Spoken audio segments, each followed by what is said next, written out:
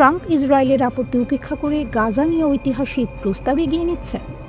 মুসলিম বিশ্ব বড় জয় পেয়েছে, কারণ যুক্তরাষ্ট্র প্রথমবার স্পষ্টভাবে ফিলিস্তিনি রাষ্ট্রের কথা বলছে। ওয়াশিংটন জানিয়ে দিয়েছে, ইসরায়েলের জন্য গাজা শান্তি পরিকল্পনার ভাষা কোনোভাবেই পরিবর্তন করা হবে না। ফিলিস্তিন রাষ্ট্র নিয়ে ইসরায়েল বনাম যুক্তরাষ্ট্র এক নতুন রাজনৈতিক লড়াই শুরু হয়েছে। গাজা বিষয়ক জাতিসংঘের ভোটের আগে ওয়াশিংটন স্পষ্টভাবে ইসরায়েলের চাপ অগ্রাহ্য করছে। ইসরায়েলি কর্মকর্তারা বলছেন, যুক্তরাষ্ট্র ফিলিস্তিন রাষ্ট্রের বিষয়ে পাঠ্য পরিবর্তন করতে রাজি হয়নি। নেতানিয়াহু সতর্ক করেছেন, এই সিদ্ধান্ত তার নাজুক রাজনৈতিক জোটকে বিপদে ফেলতে পারে। অন্যদিকে মার্কিন কর্মকর্তারা বলছেন, এই খসড়ায় পরিবর্তন আনলে কঠোর পরিশ্রমে গড়া সংখ্যাগরিষ্ঠতা ধসে পড়তে পারে। এই খসড়াটি ডোনাল্ড ট্রাম্পের ২০ দফা পরিকল্পনারই ধারাবাহিকতা, যেখানে ফিলিস্তিনি রাষ্ট্রের পথের উল্লেখ রয়েছে। ইসরায়েল স্পষ্ট জানিয়ে দিয়েছে, তারা ফিলিস্তিনি রাষ্ট্র কিংবা সৌদি ফরাসি প্রস্তাব কোনো কিছুর উল্লেখই মেনে নেবে না। খসড়ায় আরও বলা হয়েছে, পুনর্গঠিত ফিলিস্তিনি কর্তৃপক্ষ আবার গাজায় ফিরে আসতে পারে। মার্কিন কর্মকর্তারা জানিয়েছেন, আরব ও মুসলিম দেশগুলোর সঙ্গে যে সমঝোতা হয়েছে তাতে রাষ্ট্র প্রতিষ্ঠার শব্দগুলো ইচ্ছাকৃতভাবেই রাখা হয়েছে। কাতার, তুরস্ক, সৌদি আরব ও মিশরের চাপেই এই ভাষা আরও শক্ত হয়েছে। ইসরায়েলি কূটনীতিকরা ভয় রয়েছেন, রাষ্ট্র শব্দটি গাজায় ফিলিস্তিনিদের দাবিকে আরও বৈধতা দিতে পারে। রাশিয়া ও চীন সম্ভবত ভোটে বিরত থাকবে, তবে মার্কিন খসড়ায় ভেটো দেবে না বলে মনে করা হচ্ছে। যুক্তরাষ্ট্রের প্রেসিডেন্ট ডোনাল্ড ট্রাম্প বলেন, সবাই দ্বিধায় আছে, কেউ কেউ কঠোরভাবে বিরোধিতা করছে তার বিরুদ্ধে। তবুও আমার মনে হচ্ছে আমরা ইতিবাচক উত্তর পাব, তবে এখনও ততটা নিশ্চিত নই। মার্কিন পক্ষ বলছে, এই প্রস্তাব গাজায় একটি স্থিতিশীলতা বাহিনী গঠনের জন্য খুবই গুরুত্বপূর্ণ। এখন পর্যন্ত শুধু ইন্দোনেশিয়া ও আজারবাইজান গাজায় সেনা পাঠাতে সম্মত হয়েছে। মিশর, জর্ডান ও সৌদি আরব হামাসের সঙ্গে সম্ভাব্য সংঘর্ষের ভয়ে এতে রাজি হয়নি। ইসরায়েল আবারও বলেছে, গাজায় কোন দেশ সেনা পাঠাতে পারবে সে বিষয়ে তাদের মতামত গুরুত্বপূর্ণ থাকবে। এদিকে ইসরায়েলি প্রধানমন্ত্রী বেনিয়ামিন নেতানিয়াহু ফিলিস্তিনি রাষ্ট্রের বিরোধিতা পুনর্ব্যক্ত করেছেন। ইসরায়েলি প্রধানমন্ত্রী বেনিয়ামিন নেতানিয়াহু বলেন, গাজার যে অংশ হামাসের নিয়ন্ত্রণে সেটি নিরস্ত্রীকরণের বিষয়টি ২০ দফা পরিকল্পনাতেও ছিল না, অন্য কোনো নথিতেও নয়। এই এলাকা নিরস্ত্রীকৃত হবে এবং হামাসকে নিরস্ত্র করা হবে। সহজ পথে হোক বা কঠিন পথে, এটি হবেই। এটা আমি বলেছি, এটা প্রেসিডেন্ট ট্রাম্পও বলেছেন। আর ফিলিস্তিন রাষ্ট্রের ব্যাপারে জর্ডান নদীর পশ্চিমে কোনো ফিলিস্তিনি রাষ্ট্র গঠনে আমাদের আপত্তি আগের মতোই কঠোর। এই অবস্থান বদলায়নি। দশকের পর দশক বাইরের ও ভেতরের চাপের বিরুদ্ধে আমি এই অবস্থান ধরে রেখেছি, তাই আমার কারো পরামর্শ, টুইট বা বক্তৃতার দরকার নেই।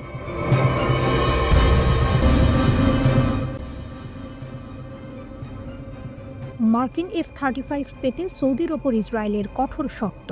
সৌদি আরব যুক্তরাষ্ট্রের কাছ থেকে অত্যাধুনিক F-35 যুদ্ধ বিমান চায়। এ নিয়ে ইসরায়েল মৌখিকভাবে আপত্তি না করলেও তারা সৌদির ওপর কঠোর শর্ত চাপাতে চাইছে।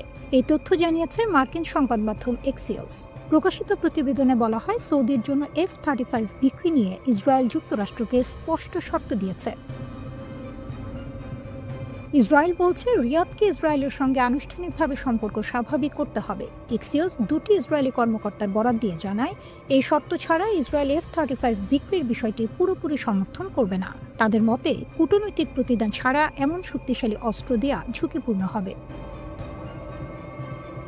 প্রতিবেদনে জানানো হয়, সৌদি ক্রাউন প্রিন্স মোহাম্মদ বিন সালমান খুব শিগগিরই ওয়াশিংটনে যাচ্ছেন। তিনি হোয়াইট হাউসে যুক্তরাষ্ট্রের প্রেসিডেন্ট ডোনাল্ড ট্রাম্পের সঙ্গে বৈঠক করবেন।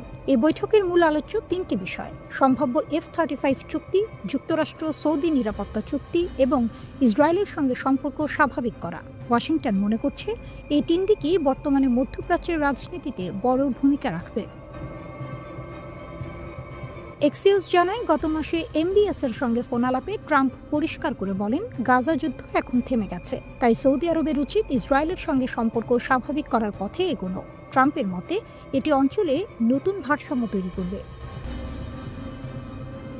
গত শুক্রবার এয়ারফোর্স ওয়ানে সাংবাদিকদের ট্রাম্প আরও বলেন, তিনি আশা করছেন সৌদি আরব খুব শিগগির আব্রাহাম চুক্তিতে যোগ দেবে। তিনি এটাও স্বীকার করেন, সৌদির সঙ্গে সম্ভাব্য F-35 এবং অন্যান্য অস্ত্র চুক্তি নিয়ে যুক্তরাষ্ট্র আলোচনা করছে। ট্রাম্পের মন্তব্যে বোঝা যায়, হোয়াইট হাউস এই চুক্তি নিয়ে আগ্রহী। এদিকে ইসরায়েলি কর্মকর্তারা বলছেন সম্পর্ক স্বাভাবিক করাই মূল শর্ত। তাদের মতে কূটনৈতিক লাভ ছাড়া শুধু অস্ত্র দেয়া বুদ্ধিমানের কাজ হবে না, কারণ এত শক্তিশালী বিমান দিলে ইসরায়েলের সামরিক প্রাধান্য নিয়ে নতুন প্রশ্ন উঠতে পারে। এক্সিওস জানায় মধ্যপ্রাচ্যে বর্তমানে একমাত্র ইসরায়েলের কাছেই F-35 আছে। সৌদি আরব যদি এই বিমান পায় তাহলে আঞ্চলিক সামরিক ভারসাম্যে বড় পরিবর্তন হতে পারে। ইসরায়েলের কোয়ালিটেটিভ মিলিটারি এজ অর্থাৎ কৌশলগত সামরিক প্রাধান্য নিয়ে উদ্বেগ তৈরি হতে পারে। 2020 সালের আব্রাহাম চুক্তির সময় ইসরায়েল সংযুক্ত আরব আমিরাতকে F-35 দেওয়ার ওপর সম্মতি দিয়েছিল, কিন্তু সেই চুক্তি এখনো বাস্তবে রূপ নেয়নি। এই অভিজ্ঞতা থেকেই ইসরায়েল এবার আরও সতর্ক। ইসরায়েলি কর্মকর্তারা আরও বলেন, সৌদির কাছে F-35 গেলে তারা নিরাপত্তা নিশ্চয়তা চাইবে, কারণ সৌদি আরব ভৌগোলিকভাবে খুব কাছাকাছি। এক কর্মকর্তা জানান, সৌদি থেকে ইসরায়েলি F-35 উড়ে যেতে মাত্র কয়েক মিনিট লাগে, তাই তারা চায় এই বিমানগুলো সৌদির পশ্চিমাঞ্চলীয় ঘাঁটিতে রাখা না হয়।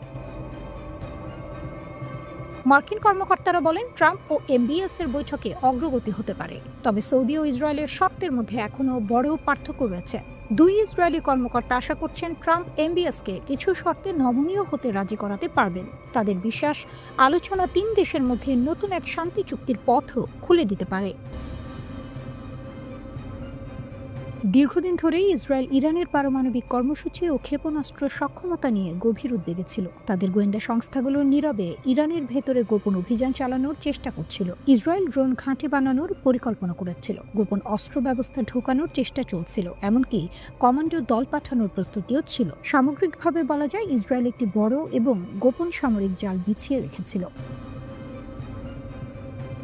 কিন্তু জুন মাসে ইরানের ওপর অতর্কিত হামলা চালানোর পর ঘটনা প্রবাহ পাল্টে যায়। ইরান খুব শক্ত জবাব দেয়। খামেনি নেতৃত্বাধীন দেশ দেখিয়ে দেয় যে তারা আগে থেকেই প্রস্তুত ছিল। ইসরায়েলের হামলা তাদের অপ্রস্তুত করেনি, বরং তারা অপেক্ষা করছিল উপযুক্ত সময়ের। ইরান ইসরায়েলের আয়রন ডোমকে কৌশলে বোকা বানায়। এই আকাশ প্রতিরক্ষা ব্যবস্থা এর আগে বহু হামলা ঠেকিয়েছে, কিন্তু ইরানের তৈরি প্রতারণামূলক কৌশলের কাছে এটি স্থবির হয়ে পড়ে। ইরানের হামলায় ইসরায়েলের একটি গুরুত্বপূর্ণ সদর দপ্তরও ধ্বংস হয়। ইসরায়েল যে ফাঁদ ইরানকে ধরার জন্য তৈরি করেছিল, শেষ পর্যন্ত সেই ফাঁদেই নিজে আটকে পড়ে। এই কৌশলের সামরিক নাম ডিকয় ক্ষেপণাস্ত্র। এটিকে বলা হয় মিসাইল প্রতারণা প্রযুক্তি। এটি আসল ক্ষেপণাস্ত্রের মতো দেখতে, এমনকি একইভাবে উড়ে এবং একই ধরনের আচরণ করে, কিন্তু এটি ভুয়া। এর কাজ শুধু শত্রুর প্রতিরক্ষা ব্যবস্থাকে ভুল পথে পরিচালিত করা। প্রক্রিয়াটি ছিল এমন, ইরান যখন আসল ক্ষেপণাস্ত্র নিক্ষেপ করে তখন একই সঙ্গে ধাতব পটকা ছোড়ে। এই পটকা থেকে তীব্র আগুন বের হতে থাকে। রাডার ও সেন্সর সিস্টেম এটিকে সত্যিকারের ক্ষেপণাস্ত্র বলে ধরে ফেলে। ইসরায়েলের আয়রন ডোমও বিভ্রান্ত হয়, এটি ভুয়া পটকার দিকে প্রতিরক্ষা ক্ষেপণাস্ত্র পাঠায়।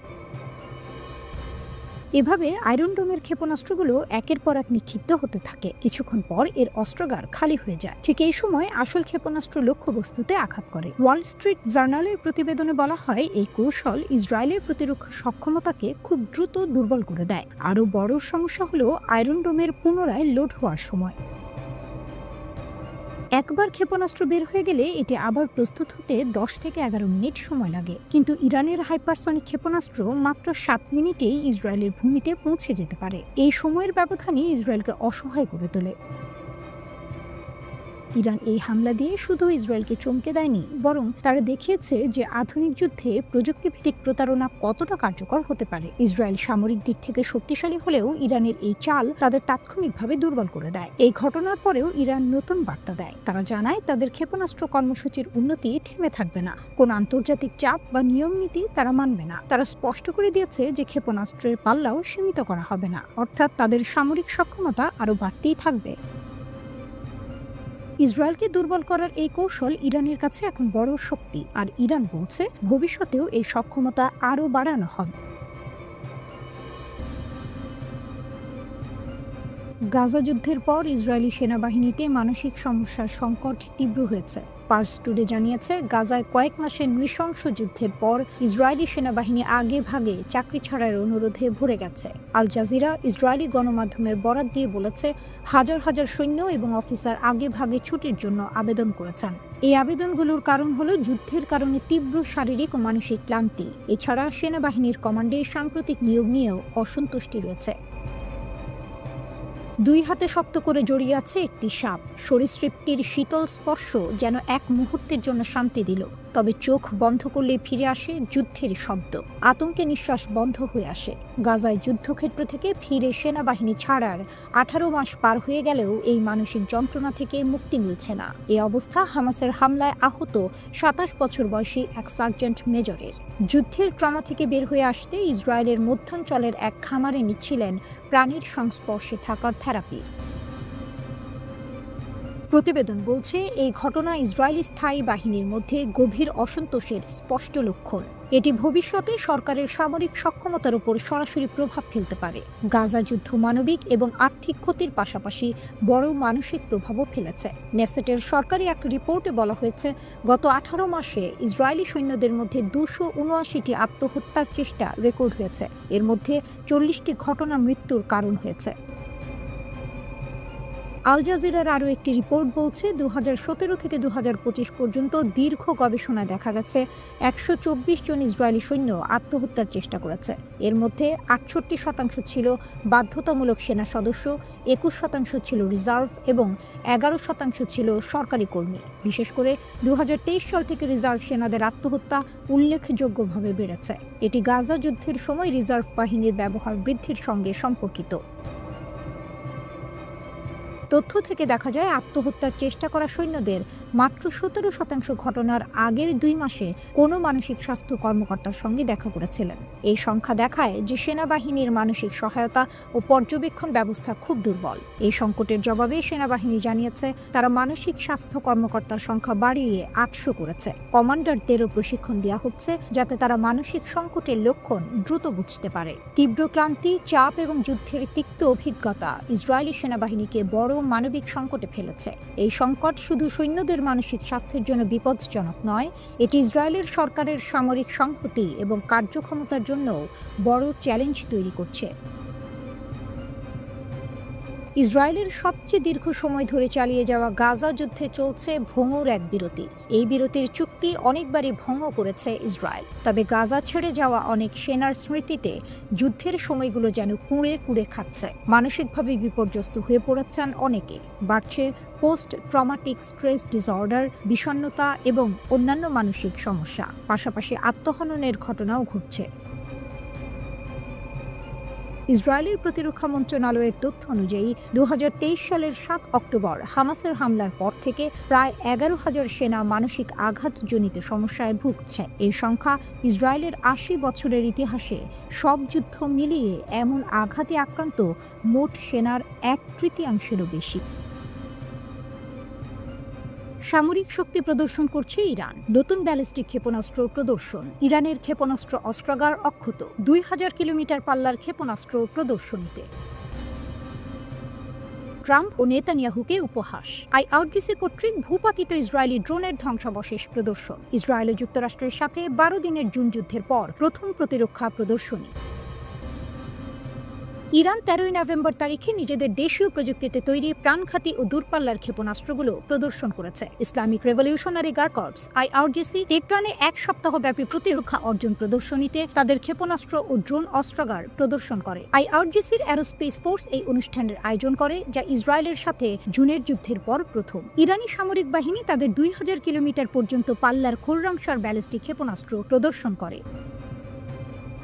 রিপোর্ট অনুযায়ী 1700 কিলোমিটার পর্যন্ত পাল্লার ইবাদ ক্ষেপণাস্ত্র প্রদর্শিত হয়েছিল। উচ্চগতি এবং চালচলনের জন্য পরিচিত ফাতা সিরিজের হাইপারসনিক ক্ষেপণাস্ত্রগুলো প্রদর্শনীতে ছিল। শক্ত জ্বালানি চালনার জন্য পরিচালিত সজ্জিল ব্যালিস্টিক ক্ষেপণাস্ত্রও প্রদর্শনীতে স্থান পায়। এছাড়াও বিভিন্ন ধরনের গোয়েন্দা এবং যুদ্ধ ড্রোন প্রদর্শিত হয়েছিল। ইরানের সামরিক শক্তি নজরদারি এবং লক্ষ্যবস্তুতে আঘাত হানার ক্ষেত্রে তাদের সক্ষমতা তুলে ধরে। আকর্ষণীয়ভাবে ইরান ইসরায়েল প্রতিরক্ষা বাহিনী আইডিএফ এর ড্রোনের ধ্বংসাবশেষ প্রদর্শন করে ইসরায়েলকে উপহাসও করে।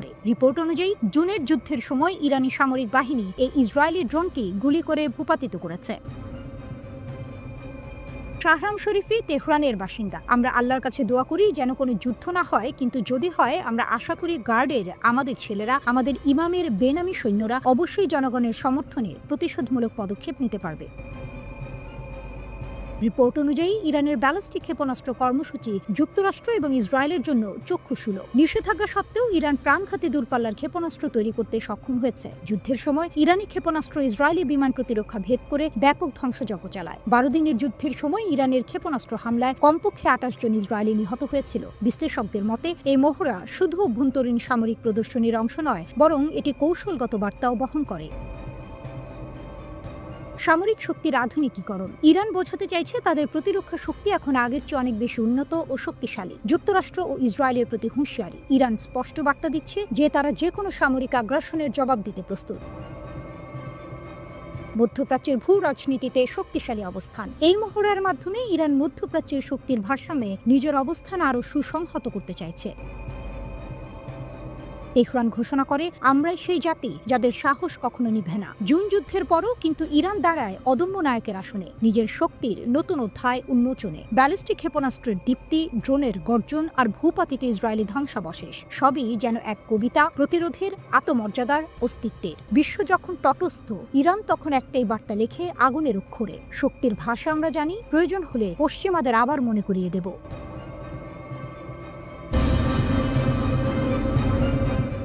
গোপন যুদ্ধ। তেহরানে মোসাদের জালে আইআরজিসির আঘাত। 2000 ক্ষেপণাস্ত্র নিয়ে ইসরায়েলের বিরুদ্ধে ইরানের চূড়ান্ত প্রস্তুতি। মধ্যপ্রাচ্য জুড়ে ইসরায়েল এবং ইরানপন্থী অক্ষের মধ্যে ছায়াযুদ্ধ এখন সরাসরি সংঘর্ষের দিকে মোড় নিচ্ছে। ইয়েমেনের হুথিদের পর এবার ইরানের elite Islamic revolutionary guard corps IRGC তেহরানের অভ্যন্তরে মোসাদ সমর্থিত এক বিশাল গুপ্তচর নেটওয়ার্ক ভেঙে দেওয়ার দাবি করেছে। এই ঘটনা ঘটেছে এমন এক সময়ে যখন মার্কিন সংবাদ মাধ্যম রিপোর্ট করছে যে ইরান ও ইসরায়েলের মধ্যে একটি সর্বাত্মক যুদ্ধ আসন্ন। ডাচ গার্লের আড়ালে মোসাদের গুপ্তচর। আইআরজিসি ইন্টেলিজেন্স ইউনিট এক রোমহর্ষক অভিযানের মাধ্যমে ব্যাকডোর নামে পরিচিত একটি হ্যাকিং গ্রুপের নেতাকে গ্রেফতার করার দাবি করেছে। এই নেতা অনলাইনে ডাচ মেয়ে নামক এক ভুয়া পরিচয়ের আড়ালে কাজ করত, যেখানে মহিলাদের সমস্যা নিয়ে আলোচনা করা হতো। প্রাথমিক জিজ্ঞাসাবাদে জানা গেছে এই তরুণী ইরানি ব্যক্তিটি মূলত ক্রিপ্টোকারেন্সির মাধ্যমে অর্থ উপার্জন করার লোভে পড়ে মোসাদের নেটওয়ার্ককে ইরানি নিরাপত্তা সংক্রান্ত গোপন তথ্য সরবরাহ করত। এই হ্যাকিং গ্রুপটির নাম এসেছিল 2022 সালে, যখন তারা তথাকথিত ইরানি নৈতিকতা পুলিশ কর্মকর্তাদের তথ্য ফাঁস করে খ্যাতি অর্জন করেছিল। আইআরজিসির তদন্তে আরও চাঞ্চল্যকর তথ্য উঠে এসেছে। ব্যাকডোর শুধু একা নয়, এটি ছিল ল্যাব ডুকটেগান নামে ইসরায়েলপন্থী একটি আরও বিপজ্জনক গুপ্তচর নেটওয়ার্কের অংশ। এই নেটওয়ার্কটি গর্ব করে টেলিগ্রামে তথ্য দিত যে তারা ইরানের অভ্যন্তরে লক্ষ্যবস্তুতে গোয়েন্দা তথ্য সংগ্রহ করেছে। তেহরানের অভ্যন্তরে ইসরায়েলি গোয়েন্দাগিরির এই বিশাল জাল উন্মোচিত হওয়ায় পরিস্থিতি এখন বিস্ফোরণোন্মুখ। হুথিদের ডাবল স্ট্রাইক, মার্কিন সৌদি যোগসাজশ। তেহরানের এই ঘোষণার একদিন আগেই ইয়েমেনি হুথিরা একটি আরও বৃহত্তর গুপ্তচর নেটওয়ার্ক উন্মোচনের দাবি করে আন্তর্জাতিক মহলে আতঙ্ক সৃষ্টি করেছিল। তারা সরাসরি মার্কিন সিআইএ, ইসরায়েলের মোসাদ এবং সৌদি আরবের জেনারেল ইন্টেলিজেন্স প্রেসিডেন্সিকে গুরুত্বপূর্ণ তথ্য চুরির জন্য এই কথিত গুপ্তচর নেটওয়ার্ক ব্যবহারের অভিযোগ এনেছে। ইরান ও হুথিদের এই পরপর গুপ্তচর নেটওয়ার্ক উন্মোচনের দাবি প্রমাণ করে যে এই ইরানপন্থী অক্ষটি ইসরায়েলি গোয়েন্দা কার্যক্রমকে এখন একটি সর্বাত্মক হুমকি হিসেবে দেখছে এবং এর বিরুদ্ধে সমন্বিতভাবে পাল্টা আঘাত হানছে। ইরানের চূড়ান্ত শক্তি, 2000 ক্ষেপণাস্ত্রের প্রস্তুতি।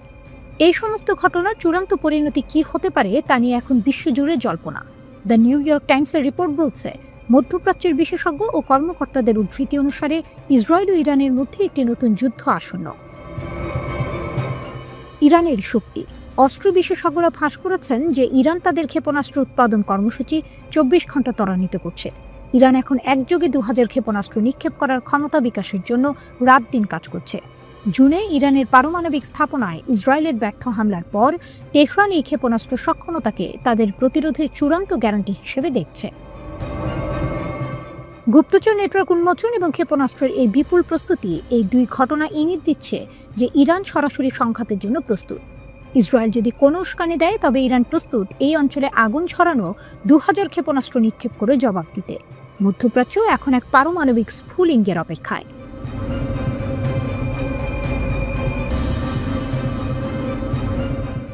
যুদ্ধ কি আসন্ন? 24 ঘন্টায় চলছে ইরানের গোপন মিসাইল কারখানা। ইসরায়েলের দিকে তাক করে 2000 ক্ষেপণাস্ত্র। মধ্যপ্রাচ্যে যুদ্ধের দামামা বাড়ছে। ডোনাল্ড ট্রাম্প দাবি করেছিলেন সামরিক আঘাতে ইরানের পরমাণু কর্মসূচি ধ্বংস করে দিয়েছেন। কিন্তু সবটাই কি ধোঁকা? আঞ্চলিক সূত্র ও গোয়েন্দাদের দাবি, ইরান এখন আরও ভয়ঙ্কর রূপে ফিরেছে। তাদের গোপন মিসাইল কারখানাগুলোতে এখন দিনরাত চলছে চরম তৎপরতা। 2015 সালের পরমাণু চুক্তি ভেঙেছে, নিষেধাজ্ঞা ফিরে এসেছে। যুক্তরাষ্ট্র বলেছিল ইরানের মেরুদণ্ড ভেঙে দিয়েছে, কিন্তু ইসরায়েলি নিরাপত্তা কর্মকর্তারা বলছেন চিত্রটা একদম আলাদা। ইউরেনিয়াম মজুদ ধ্বংস হয়নি, বরং সেগুলো আরও গোপন স্থানে সরিয়ে ফেলা হয়েছে। নতুন গোপন ঘাঁটি। জানা যাচ্ছে ইরান প্যাকেক্স মাউন্টেন নামে একটি নতুন গোপন ইউরেনিয়াম সমৃদ্ধকরণ স্থাপনা তৈরি করছে। ইরান অবশ্য এ নিয়ে কিছু বলেনি। বিপজ্জনক মজুদ। আন্তর্জাতিক পরমাণু শক্তি সংস্থা IAEA জানিয়েছে ইরানের অধিকাংশ সমৃদ্ধ ইউরেনিয়াম অক্ষত আছে। বর্তমানে তাদের হাতে প্রায় 400 কেজি 60% সমৃদ্ধ ইউরেনিয়াম আছে। এটি অস্ত্র তৈরির জন্য প্রয়োজনীয় মাত্রার খুব কাছাকাছি। অর্থাৎ ইরান শুধু টিকে নেই, বরং গোপনে নিজেদের পারমাণবিক শক্তিকে আরও বাড়াচ্ছে। 500 ক্ষেপণাস্ত্র নয়, এবার টার্গেট 2000। ইরানের আসল শক্তি এখন তাদের ক্ষেপণাস্ত্রের ভান্ডার। এই শক্তি দিয়ে তারা ইসরায়েলের বুকে কাঁপন ধরাতে চাইছে। ইন্টারন্যাশনাল ক্রাইসিস গ্রুপের কর্মকর্তা আলী ভাইজের মন্তব্য রীতিমতো রোমহর্ষক। ইরানের ক্ষেপণাস্ত্র কারখানাগুলো 24 ঘন্টা নিরবিচ্ছিন্নভাবে চলছে। তাদের লক্ষ্য কি? আলী ভাইজের ভাষায়, আগের যুদ্ধের মতো 12 দিনে 500 ক্ষেপণাস্ত্র নয়, পরের বার তারা একসঙ্গে 2000 ক্ষেপণাস্ত্র ছোড়ার লক্ষ্য নিয়েছে। এই বিপুল পরিমাণ ক্ষেপণাস্ত্র ছোড়ার উদ্দেশ্য খুবই মারাত্মক। ইসরায়েলের অত্যাধুনিক প্রতিরক্ষা ব্যবস্থাকে এক ধাক্কায় অচল করে দেয়া। ইরানের শক্তি বাড়াচ্ছে চীন। ইরান এই বিপুল মিসাইল ভান্ডার তৈরি করছে কাদের সাহায্যে? ইউরোপীয় গোয়েন্দা সংস্থাগুলোর কাছে চাঞ্চল্যকর তথ্য আছে। চীন থেকে প্রায় 2000 টন সোডিয়াম পারক্লোরেট ইরানে পৌঁছেছে। এই রাসায়নিকটি কঠিন জ্বালানি চালিত ক্ষেপণাস্ত্র তৈরিতে ব্যবহার হয়, অর্থাৎ এটি ইরানের মিসাইল তৈরির গতি বহুগুণ বাড়িয়ে দিয়েছে। ইসরায়েল হিসাব করে দেখছে, যুদ্ধের আগে ইরানের হাতে ছিল প্রায় 2700 ক্ষেপণাস্ত্র। নতুন করে তারা ইতিমধ্যেই তার অন্তত অর্ধেক মজুদ পুনর্গঠন করে ফেলেছে। মধ্যপ্রাচ্যে এখন চরম উত্তেজনা। ইরান তার সামরিক প্রস্তুতিকে সর্বোচ্চ পর্যায়ে নিয়ে যাচ্ছে। 24 ঘন্টা ধরে চলছে যুদ্ধকালীন প্রস্তুতি। তেহরানের বার্তা পরিষ্কার, আগামী যুদ্ধ হবে বিধ্বংসী, আর তারা তার জন্য পুরোপুরি প্রস্তুত। এই প্রস্তুতি কি শুধু ইসরায়েলের জন্য, নাকি ইরানের টার্গেট যুক্তরাষ্ট্র? ইরানের পররাষ্ট্রমন্ত্রী আব্বাস আরাকচি বলেছেন, পশ্চিমা দেশগুলোর শেষমেশ কোনো উপায় থাকবে না। তারা ইরানকে শান্তিপূর্ণ পারমাণবিক শিল্পের একটি বৈজ্ঞানিক কেন্দ্র হিসেবে স্বীকার করতে বাধ্য হবে। আরাকচির মতে, পশ্চিমাদের আসল সমস্যা পারমাণবিক অস্ত্র নয়, তাদের আসল উদ্বেগ হল ইরানি বিজ্ঞান ও প্রযুক্তির অগ্রগতি। দেশটি এমন একটি অত্যন্ত জটিল ও সংবেদনশীল বৈজ্ঞানিক ক্ষেত্রে, যেখানে স্বাস্থ্য, শিল্প, পরিবেশ ও কৃষি সংক্রান্ত বিভিন্ন দিক রয়েছে, বড় সাফল্য অর্জন করেছে। তারা চায় এই ক্ষমতা শুধুমাত্র নিজেদের হাতে রাখুক, তাই পারমাণবিক অস্ত্রকে অজুহাত বানানো হয়েছে।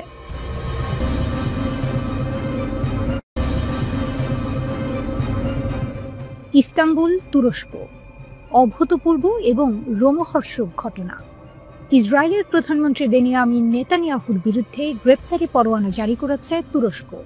অভিযোগ, গাজায় ধারাবাহিক জাতিহত্যা এবং মানবতার বিরুদ্ধে অপরাধ। ইস্তাম্বুলের প্রসিকিউটরের কার্যালয় থেকে এই চাঞ্চল্যকর ঘোষণা আসে। আন্তর্জাতিক রাজনীতিতে এটি এক ভয়াবহ মোড়। তুরস্কের টার্গেট ইসরায়েলের শীর্ষ নেতৃত্ব। তুরস্কের এই কঠোর পদক্ষেপের তালিকায় শুধু নেতানিয়াহু একাই নন, আছেন ইসরায়েলের উচ্চপদস্থ আরও অন্তত 36 জন কর্মকর্তা।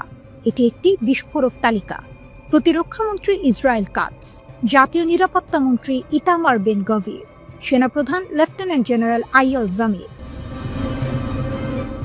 এই তালিকা ইসরায়েলের সামরিক ও রাজনৈতিক ক্ষমতার শীর্ষ বিন্দুগুলিকে সরাসরি নিশানা করেছে। এটি শুধু একটি আইনি প্রক্রিয়া নয়, এটি তুরস্কের পক্ষ থেকে ইসরায়েলের যুদ্ধনীতির বিরুদ্ধে এক শক্তিশালী হুঙ্কার। ভয়াবহ অভিযোগের বিবরণ। ইস্তাম্বুলের প্রসিকিউটর কার্যালয়ের বিবৃতিতে ইসরায়েলের বিরুদ্ধে আনা অভিযোগগুলো সুনির্দিষ্ট এবং মর্মান্তিক। আল আহলি ব্যাপটিস্ট হাসপাতাল হামলা, অক্টোবর 2023। এই হামলায় 500 মানুষ নিহত হওয়ার ঘটনাটিকে যুদ্ধাপরাধ হিসেবে উল্লেখ করা হয়েছে। চিকিৎসা সরঞ্জাম ধ্বংস, ফেব্রুয়ারি 2024। ইচ্ছাকৃতভাবে মানবিক সহায়তা এবং চিকিৎসার সরঞ্জাম ধ্বংসের অভিযোগ। মানবিক অবরোধ, গাজাকে অবরুদ্ধ রাখা এবং যুদ্ধ আহতদের মানবিক সহায়তা থেকে বঞ্চিত করার অভিযোগ। বিবৃতিতে বিশেষভাবে তুরস্ক নির্মিত তুরস্ক ফিলিস্তিন ফ্রেন্ডশিপ হাসপাতালের কথা উল্লেখ করা হয়েছে, যেখানে গত মার্চে ইসরায়েলি বোমা হামলা হয়। এই আক্রমণকে তুরস্ক নিজের ওপর আঘাত হিসেবে দেখছে। তুরস্কের প্রেসিডেন্ট রিসেপ তাইয়েপ এরদোয়ান দীর্ঘকাল ধরে ইসরায়েলের নীতির কট্টর সমালোচক। এই গ্রেপ্তারি পরোয়ানা জারি প্রমাণ করে যে তুরস্ক শুধু মুখে নয়, বরং কার্যত আন্তর্জাতিক মঞ্চে ইসরায়েলকে কোণঠাসা করতে প্রস্তুত। তুরস্কের এই পদক্ষেপের মাধ্যমে প্রমাণিত হলো তারা আন্তর্জাতিক অপরাধ আদালতের সিদ্ধান্তের জন্য অপেক্ষা করেনি। তারা নিজেদের আইনি পথ ব্যবহার করে একটি সার্বভৌম শক্তি হিসেবে নিজেদের অবস্থান স্পষ্ট করল। এটি কেবল একটি প্রতীকী পদক্ষেপ নয়, এটি ভবিষ্যতে আন্তর্জাতিক গ্রেপ্তারি পরোয়ানার পথ খুলে দিতে পারে, যা নেতানিয়াহুর মতো নেতাদের বিশ্ব ভ্রমণকে সীমাবদ্ধ করে দেবে। নেতানিয়াহুর বিরুদ্ধে এটি প্রথম পরোয়ানা নয়। এর প্রায় 1 বছর আগে আইসিসি নেতানিয়াহু ও সাবেক প্রতিরক্ষামন্ত্রী ইয়োভ গ্যালান্টের বিরুদ্ধে সম্ভাব্য যুদ্ধাপরাধের অভিযোগে পরোয়ানা জারি করেছিল। গাজায় গণহত্যার অভিযোগে দক্ষিণ আফ্রিকা আন্তর্জাতিক বিচার আদালতে যে মামলা করেছে, সেখানেও তুরস্ক গুরুত্বপূর্ণ সহযোগী হিসেবে যুক্ত হয়েছে। এই পদক্ষেপগুলো মিলে ইসরায়েলের ওপর আন্তর্জাতিক চাপের একটি ঘূর্ণিঝড় তৈরি করেছে। প্রতিক্রিয়া, ইসরায়েল ও হামাস। ইসরায়েলের প্রতিক্রিয়া ছিল তীব্র ও ঘৃণাপূর্ণ। পররাষ্ট্রমন্ত্রী গিডিয়ন সার এই পদক্ষেপকে প্রচারণার কৌশল বলে প্রত্যাখ্যান করেছেন। ইসরায়েল এটিকে আইনি পদক্ষেপের বদলে রাজনৈতিক চাল হিসেবে দেখছে। অন্যদিকে ফিলিস্তিনের সশস্ত্র গোষ্ঠী হামাস এই ঘোষণাকে আন্তরিক অবস্থান এবং মানবিক আচরণ হিসেবে স্বাগত জানিয়েছে। হামাস বলেছে, এই পদক্ষেপ ফিলিস্তিনি জনগণের প্রতি সুবিচার নিশ্চিত করে। 2023 সালের অক্টোবর থেকে শুরু হওয়া গাজা যুদ্ধে ইসরায়েলি হামলায় কমপক্ষে 68,875 জন ফিলিস্তিনি নিহত হয়েছেন এবং 1,70,000-এর বেশি মানুষ আহত হয়েছেন। তুরস্কের এই আইনি পদক্ষেপ আন্তর্জাতিক স্তরে নেতানিয়াহুকে কতটা চাপের মুখে ফেলে এবং আন্তর্জাতিক পুলিশ সংস্থা ইন্টারপোল এই পরোয়ানার বিষয়ে কী অবস্থান নেয় তা জানতে অপেক্ষা করতে হবে।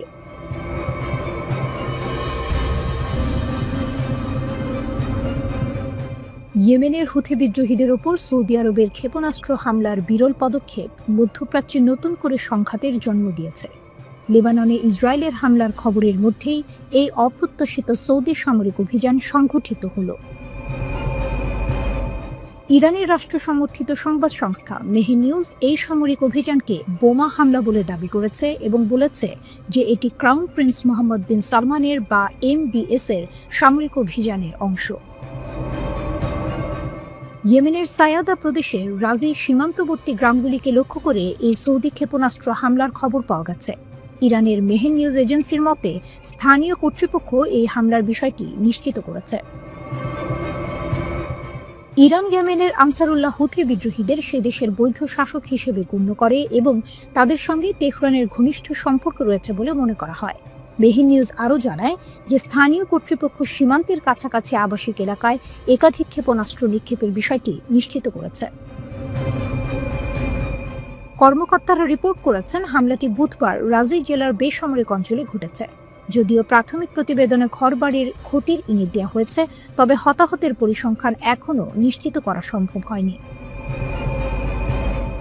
এই হামলা এমন সময় ঘটল যখন ইয়েমেনের সংঘাতের ইতিহাস অত্যন্ত তিক্ত। 10 বছরেরও বেশি সময় আগে সৌদি আরব ইয়েমেনে বিমান হামলা শুরু করেছিল, যা এই অঞ্চলে দশকব্যাপী মানবিক সংকটের জন্ম দেয়। এই সৌদি নেতৃত্বাধীন জোট অন্যান্য উপসাগরীয় রাজ্যগুলিকে নিয়ে সানাতে বোমা হামলা চালায়, যার ফলে 24,000-এরও বেশি মানুষের প্রাণহানি ঘটে এবং ইয়েমেন কার্যত টুকরো টুকরো হয়ে যায়।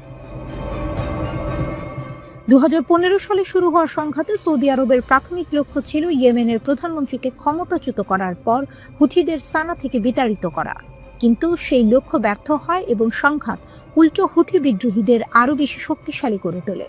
হুথিদের বিরুদ্ধে প্রতিশ্রুত 6 সপ্তাহের বিজয় রিয়াদের জন্য একটি মারাত্মক কৌশলগত ভুল প্রমাণিত হয়েছিল। হুথিদের অসম প্রতিসম আক্রমণ এবং ড্রোন হামলা সৌদি যুদ্ধ পরিকল্পনার দুর্বলতা স্পষ্টভাবে উন্মোচিত করে দেয়। সৌদি সামরিক হস্তক্ষেপ শেষ পর্যন্ত ব্যর্থ হয় এবং ইয়েমেন বর্তমানে রাজনৈতিকভাবে খণ্ডিত ও অর্থনৈতিকভাবে ভেঙে পড়েছে। দেশটি এখন হুথি বিদ্রোহী, দুর্বল সরকার এবং বিচ্ছিন্নতাবাদী শক্তির মধ্যে বিভক্ত। সবচেয়ে ভয়াবহ দিক হল সৌদি নেতৃত্বাধীন জোট এবং হুথিরা উভয়ই ইয়েমেনি জনগণের বিরুদ্ধে অনাহারকে অস্ত্র হিসেবে ব্যবহার করেছে। হুথি বিদ্রোহী শক্তিগুলোকে একত্রিত করার লক্ষ্যে নেওয়া রিয়াদ চুক্তি এবং রাষ্ট্রপতি পরিষদ বছরের পর বছর ধরে ব্যর্থ হয়েছে। এরই মধ্যে হুথিরা লোহিত সাগরের হামলা এবং আঞ্চলিক প্রভাবের মাধ্যমে বিশ্বব্যাপী মনোযোগ আকর্ষণ করেছে। তারা ইসরায়েলের চলমান যুদ্ধের মধ্যে গাজার সাথে সংহতি জানিয়ে বিশ্বব্যাপী বাণিজ্যকে ব্যাহত করার চেষ্টা করছে। কিন্তু এই সামরিক ও রাজনৈতিক খেলার শিকার ইয়েমেনি জনগণ। তারা এখনও এক দশকের যুদ্ধ, প্রজন্মের পরাজয় এবং ধ্বংসপ্রাপ্ত অবকাঠামোর ভয়াবহ পরিণতির শিকার। এই নতুন হামলা সেই ক্ষতকে আরও বাড়িয়ে তুলবে বলেই মনে করা হচ্ছে।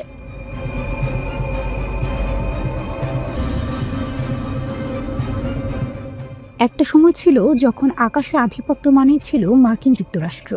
তাদের F-22, F-35 জন্য রাডারের চোখ এড়িয়ে যাওয়া যেন জন্মগত অধিকার। কিন্তু আজ এই মঞ্চে চীন নতুন খেলার জন্ম দিতে চাইছে। এ কেমন পরিবর্তন? ওয়াশিংটনের কপালে আজ স্পষ্টতই চিন্তার ভাঁজ। যে প্রযুক্তিকেই তারা নিজেদের দুর্ভেদ্য দুর্গ মনে করত, আজ সেই দুর্গের দেয়াল ভেদ করার স্পর্ধা দেখাচ্ছে বেইজিং। যখন বিশ্বমঞ্চে কূটনীতির দাবা খেলায় ট্রাম্পের হাতে কিছু না থাকার হতাশা স্পষ্ট, ঠিক তখনই শি জিনপিংয়ের নীরবতা যেন ভবিষ্যতের এক শক্তিশালী ঘোষণার প্রতিচ্ছবি। চীন জানে তারা কি চায় এবং পশ্চিমারা জানে এই নতুন খেলায় চীন রাশিয়া জোটের উত্থান এ কোনো সাধারণ ঘটনা নয়। এই নতুন পরিস্থিতিতে মার্কিন প্রেসিডেন্টকে পর্যন্ত পরমাণু অস্ত্র পরীক্ষার মতো বিস্ফোরক সিদ্ধান্ত নিতে হচ্ছে। এ এক অসহায় পরাশক্তির আর্তনাদ। J-36 চীন এখন ষষ্ঠ প্রজন্মের দিকে। শত্রুর রাডারকে ধোঁকা দেওয়ার সেই স্টেলথ প্রযুক্তির মুকুটটা এতদিন ছিল যুক্তরাষ্ট্রের মাথায়। কিন্তু দেখুন চীন কি গতিতে, কি দৃঢ়তায় সেই মুকুট দখলের দিকে এগিয়ে চলেছে। এ যেন ময়দানের মাঝখান দিয়ে এক দুর্বার দৌড়। চীনের হাতে এখন ষষ্ঠ প্রজন্মের যুদ্ধ বিমান তৈরির দুটি প্রকল্প, আর তার মধ্যে একটি সেই J-36, যার নতুন প্রোটোটাইপ সম্প্রতি চীনের আকাশ ছুঁয়েছে। আর এর আকাশ ওড়া মানেই বিশ্বের প্রতিরক্ষা মানচিত্রে একটি ভূমিকম্প। এ শুধু একটি বিমান নয়, এ হলো শি জিনপিংয়ের অদম্য ইচ্ছা শক্তি। সামাজিক মাধ্যমে সেই বিশাল 3 ইঞ্জিন বিশিষ্ট স্টেলথ বিমানের ছবি ছড়িয়ে পড়ার পর থেকেই ঝড়ে উঠেছে সমরাষ্ট্র শিল্পে। J-36 ডানা মেলাছে। এটি প্রথম প্রকাশের মাত্র 10 মাসের মধ্যেই দ্বিতীয় সংস্করণের উড্ডয়ন। এ এক বিস্ময়কর গতি। নতুন intake design, landing gear, exhaust layout সবই পরিবর্তিত। কেবল আগের সংস্করণের সেই ডেল্টা আকৃতির ডানা এবং পাশাপাশি বসার ককপিট নকশা অক্ষত। এটি যেন চীনের নতুন আকাশ শাসনের সিলমোহর। এই নতুন প্রজন্মের যুদ্ধ বিমানগুলি শুধুমাত্র উঠতে পারলেই হবে না, এদেরকে মনুষ্যবিহীনভাবে বিমান বা ড্রোনকে নিয়ন্ত্রণ করতে সক্ষম হতে হবে। J-36 এর মাঝেও সেই একই আমেরিকান ধাঁচের দক্ষতার ছাপ। এখন পরিসংখ্যানের দিকে তাকান। ওয়াশিংটনের কাছে যখন 185টি F-22 এবং 400টি F-35, সেখানে চীনের হাতে 300 এর বেশি J-20। আর সবচেয়ে বড় কথা, চীন প্রতি 8 দিনে একটি নতুন বিমান তৈরি করছে, যেখানে যুক্তরাষ্ট্রের F-35 এর বার্ষিক উৎপাদন হার মাত্র 140টি। সময় কি ফুরিয়ে আসছে? আমেরিকান আধিপত্যের সেই সোনালী সময় কি তবে গধূলি আলোয় ফিকে হয়ে আসছে? এই গতি যদি অব্যাহত থাকে, তাহলে আগামী 23 বছরের মধ্যে চীন বিমান উৎপাদনে যুক্তরাষ্ট্রকে পেছনে ফেলতে পারে। এশিয়া যদি এই গতিতে ভবিষ্যৎ প্রজন্মের যুদ্ধ বিমান তৈরি করতে থাকে, তাহলে পশ্চিমা দেশগুলি কেবল দর্শকের ভূমিকায় থাকবে। ইতিহাসের পাতায় দ্বিতীয় বিশ্বযুদ্ধের পর এই প্রথমবার মার্কিন যুক্তরাষ্ট্র হয়তো আকাশে তাদের সেই একচ্ছত্র আধিপত্য হারাতে চলেছে। এ যেন ফুটবলের মাঠে শেষ বাঁশি বাজার ঠিক আগের মুহূর্ত। সবাই স্থির, রুদ্ধশ্বাস। নতুন এক পরাশক্তি তাদের সামরিক পেশি দেখাতে প্রস্তুত। পশ্চিমারা দুশ্চিন্তায়, চীন নীরব, আর আকাশে সেই J-36 যেন নতুন এক ইতিহাসের জন্ম দিচ্ছে।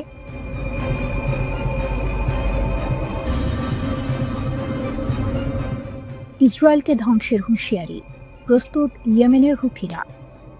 একটি যুদ্ধ বিধ্বস্ত দেশ, যারা একসময় নিজেরাই আন্তর্জাতিক জোটের হামলার শিকার ছিল, তারাই এখন মধ্যপ্রাচ্যের সবচেয়ে প্রভাবশালী সামরিক শক্তি ইসরায়েলের বিরুদ্ধে ইতিহাস ও ভবিষ্যৎ ধ্বংস করে দেওয়ার মতো চরম হুঁশিয়ারি দিচ্ছে।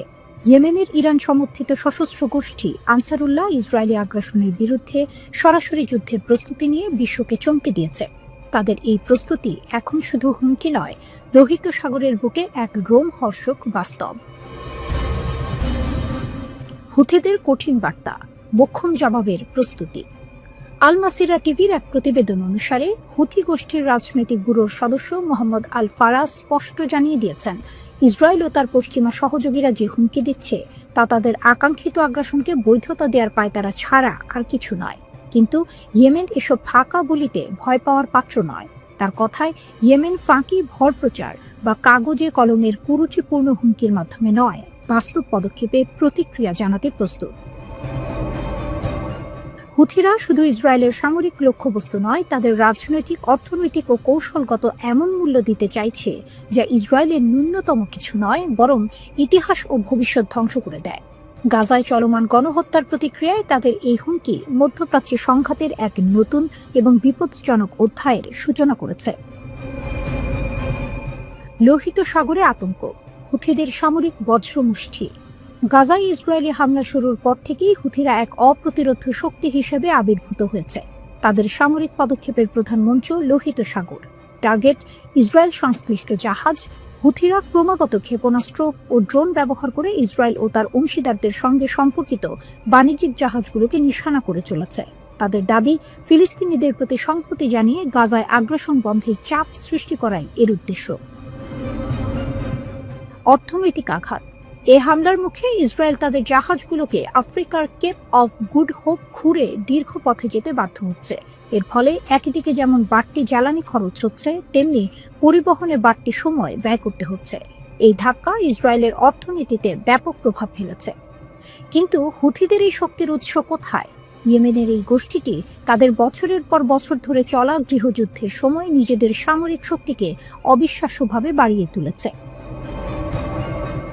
অত্যাধুনিক অস্ত্র ভান্ডার।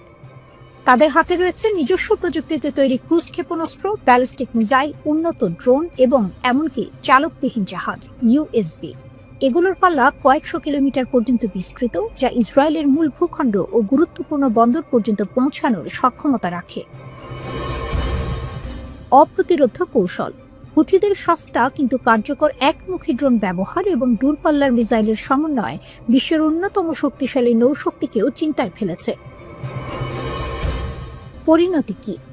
আল ফারাহের কথায় পরিষ্কার, হুথিরা বিশ্বাস করে ইসরায়েলের লক্ষ্য একক আঞ্চলিক আধিপত্য প্রতিষ্ঠা করা। তাই তারা হুমকি ছাড়াই প্রতিরোধ প্রদর্শনের জন্য প্রস্তুত। হুথিদের এই সামরিক পদক্ষেপ মধ্যপ্রাচ্যের ভূ রাজনীতিতে এক ভূমিকম্প সৃষ্টি করেছে। যুদ্ধের আগুন কি এবার ইয়েমেন থেকে ইসরায়েলের মূল ভূখণ্ড পর্যন্ত ছড়িয়ে পড়বে? উত্তর দেবে সময় এবং ইয়েমেনের সামরিক পদক্ষেপ।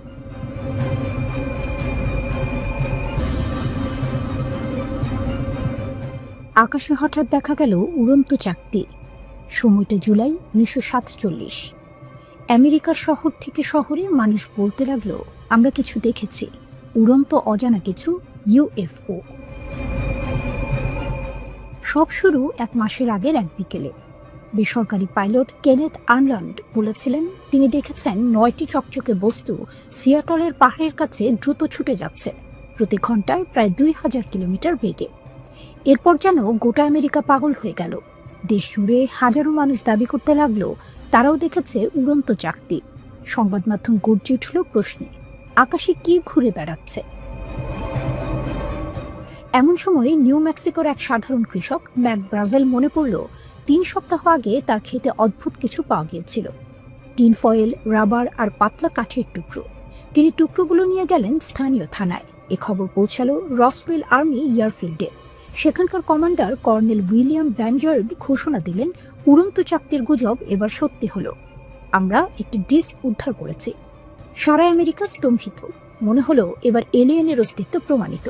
কিন্তু পরদিন সেনাবাহিনী হঠাৎ মুখ ফিরিয়ে বলল, না, ওটা কোনো ইউএফও নয়, ওটা কেবল একটা আবহাওয়ার মাপার বেলুন। ছবি প্রকাশ করলো এক অফিসার হাতে ধরে আছে সেই টুকরো। মিডিয়া চুপ, গল্প শেষ। কিন্তু শেষটা কি সত্যিই শেষ ছিল? রসওয়েল রহস্যের পুনর্জন্ম। 3 দশক পরে 1970-এর শেষের দিকে ফের উঠল গুঞ্জন।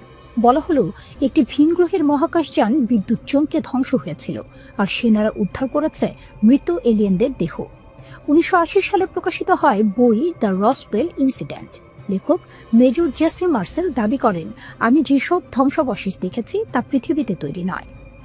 এরপর থেকেই রসওয়েল হয়ে যায় কিংবদন্তি। লোককথা ছড়িয়ে পড়ে এক জীবিত এলিয়েনকে নাকি গোপনে রাখা হয়েছে এক রহস্যময় স্থানে। সেই স্থানের নাম এরিয়া 51। এরিয়া 51 রহস্যের মরুভূমি। নেভাদার জনশূন্য মরুভূমির মাঝে অবস্থিত এই খাঁটি। চারপাশে তারের বেড়া, বোর্ডে লেখা অনধিকার প্রবেশে গুলি চালানো হবে। 2019 সালে পডকাস্টার জো রোগান সাক্ষাৎকার নেন বব লাজার নামে এক ব্যক্তির, যিনি দাবি করেন, আমি এরিয়া 51-এ কাজ করেছি। সেখানে ছিল একটি উড়ন্ত চাকতি। আমাদের কাজ ছিল এলিয়েন প্রযুক্তি উল্টোভাবে বিশ্লেষণ করা। এই গল্পে অনুপ্রাণিত হয়ে এক ছাত্র স্টর্ম এরিয়া 51 নামে মজা করে ফেসবুকে ইভেন্ট খুলেছিল। সবাই মিলে ঢুকে পড়ি, তারা তো সবাইকে আটকাতে পারবে না। 2 মিলিয়নের বেশি মানুষ সাইন আপ করে। শেষমেশ সেটি পরিণত হয় এক ছোট্ট মিউজিক ফেস্টিভ্যালে। কেউ ঢুকেনি খাঁটিতে, কিন্তু রহস্যের গন্ধ তখন ছড়িয়ে গেছে বিশ্বজুড়ে। 1994 সালে মার্কিন বিমান বাহিনী জানালো, সেই 1947 সালের টুকরোগুলো আসলে ছিল এক গোপন পারমাণবিক নজরদারি প্রকল্প। কিন্তু মানুষ আর বিশ্বাস করল না। দশকের পর দশক মার্কিন সরকার অস্বীকার করেছে, এখন হঠাৎ সত্য বলছে। বিশ্বাস হারিয়েছে সবাই। এরিয়া 51 এখন কেবল এক সামরিক ঘাঁটি নয়, এটি রহস্যের প্রতীক, মানুষের অজানার প্রতি অন্তহীন কৌতূহলের প্রতিচ্ছবি। আজও পর্যটকরা আসে এক্সট্রা টেরিস্ট্রিয়াল হাইওয়ে এর ধারে।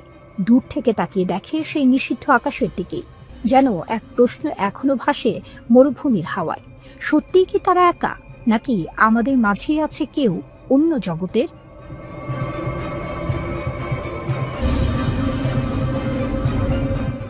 ইরান রাশিয়ার নতুন রেল কৌশল। নিষেধাজ্ঞার শৃঙ্খল ভাঙছে 2 দানব। নিষেধাজ্ঞা পশ্চিমা দুনিয়ার সবচেয়ে ভয়ঙ্কর অস্ত্র, যে অস্ত্র দিয়ে তারা দেশকে দেশ থেকে, অর্থনীতিকে জীবন থেকে বিচ্ছিন্ন করে দেয়। কিন্তু এবার ইরান ও রাশিয়া মিলে সেই শৃঙ্খল ভাঙতে যাচ্ছে।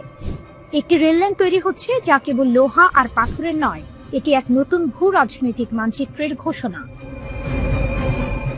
ইরানের উত্তরাঞ্চলের রাশিদ শহর থেকে আজারবাইজানের সীমান্তবর্তী আস্তারা পর্যন্ত 162 কিলোমিটার দীর্ঘ এক রেলপথ নির্মাণে হাত মিলিয়েছে তেহরান ও মস্কো। এই প্রকল্পের নাম international north south transport corridor, INSTC, যা ভারত মহাসাগর থেকে ইউরোপ পর্যন্ত পণ্য পরিবহনের সময় ও খরচ দুই বদলে দেবে। মেহের নিউজ জানিয়েছে, রাশিদ আস্তারা রেল লাইন সম্পূর্ণ হলে বাণিজ্যের খরচ কমবে 30%, আর সময় লাগবে 37 দিনের বদলে মাত্র 19 দিন। অর্থাৎ সুয়েজ খাল ঘুরে যে পণ্য মাসখানেক পরে পৌঁছাতো, এখন তা পৌঁছাবে অর্ধেক সময়েই। এ যেন নিষেধাজ্ঞার বুকে ছুরি বসানো এক প্রকল্প। বিশ্লেষকরা বলছেন, এই রেল লাইন শুধু অর্থনীতির নয়, এটি এক কৌশলগত বিপ্লব। কারণ এটি পশ্চিমা নৌশক্তির খবরদারি থেকে পুরোপুরি মুক্ত। সুয়েজ খাল, মাল্লাকা প্রণালী, যেখানে মার্কিন যুদ্ধ জাহাজের ছায়া সবসময় ভাসে, সেই পথ এড়িয়ে সরাসরি যুক্ত হবে ইরান, রাশিয়া, আজারবাইজান, ভারত ও ইউরোপ। এই রেলপথ যেন এক স্থলপথের বিদ্রোহ, যা আমেরিকার নিষেধাজ্ঞা নীতিকে অকার্যকর করে দেবে। প্রকল্পটির বাজেট 60 কোটি ইউরো, আর এই অর্থের সিংহভাগ দিচ্ছে রাশিয়া নিজে। নির্মাণের দায়িত্ব তাদেরই অভিজ্ঞ ইঞ্জিনিয়ারদের হাতে। তেহরান বলছে, এই রেলপথ তৈরি হলে ইরান আর কখনোই পশ্চিমা অবরোধে হাঁটু গেড়ে বসবে না। রাশিয়া বলছে, আমরা সমুদ্র পথে আটকে পড়ব না, আমরা রেলপথে জয় করব বিশ্বকে। এই রেল করিডোরের সবচেয়ে গুরুত্বপূর্ণ দিক হলো এটি পশ্চিমা নৌশক্তির প্রভাব থেকে পুরোপুরি মুক্ত।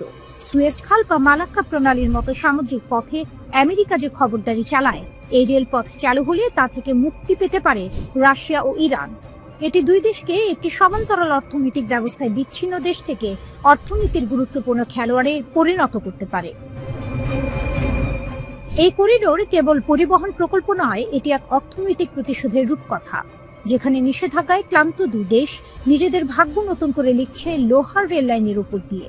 যে পথে ট্রেন ছুটবে তার শব্দে থাকবে চ্যালেঞ্জ, তোমরা আমাদের থামাতে চেয়েছিলে, কিন্তু আমরা পথই বদলে ফেলেছি। রাশিয়া থেকে আস্তারা, এই লাইন শুধু দুটো শহরকে নয়, সংযুক্ত করবে এক ভিন্ন দুনিয়াকে। এক দুনিয়া যেখানে আমেরিকার নিষেধাজ্ঞা হারিয়ে যাবে ইস্পাতের ঝনঝন শব্দে, আর উঠবে নতুন এক সূর্য, ইরান ও রাশিয়ার ঐক্যের সূর্য। বিশ্ব রাজনীতির মানচিত্রে এই রেললাইন এক নতুন রেখা টানছে। সেই রেখা বলে দিচ্ছে, পশ্চিম যতই অবরোধ দিক না কেন, পূর্ব তার পথ নিজেই তৈরি করে নেয়। এই রেললাইন কেবল পথ নয়, এটি প্রতিরোধের প্রতীক। এটি ইরান ও রাশিয়ার প্রতিশোধের ট্রেন, যার ধোঁয়ায় হারিয়ে যাবে নিষেধাজ্ঞার দেয়াল।